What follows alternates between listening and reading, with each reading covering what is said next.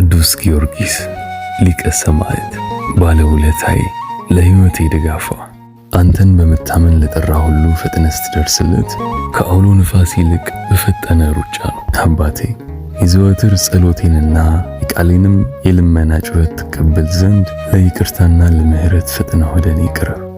አሜን።